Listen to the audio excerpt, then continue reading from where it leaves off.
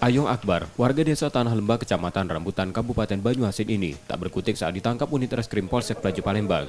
Polisi berhasil menangkap pelaku penadah motor hasil curian ini saat melakukan transaksi pembelian sepeda motor dengan seorang pelaku pencurian kendaraan bermotor. Namun sayangnya, polisi tidak berhasil menangkap pelaku pencurian yang berhasil melarikan diri. Dari tangan pelaku, polisi menyita barang bukti 1 unit sepeda motor hasil curian. Menurut Kapolsek Pelaju, pelaku diduga sudah sering membeli motor hasil kejahatan pencurian di Kota Palembang. Pelaku pun terancam pasal 480 KUHP, ancaman penjara paling lama 5 tahun penjara.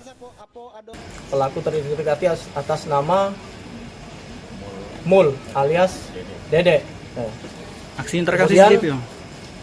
Kemudian setelah kami lakukan penyelidikan, kami lakukan pengejaran terhadap Mul tersebut yang sedang bertransaksi, dengan tersangka Ayung ini. Pada saat dilakukan penggerebekan, tersangka Dede atau Mul tadi melarikan diri. Yudi Kiswanto, Kompas TV, Palembang, Sumatera Selatan.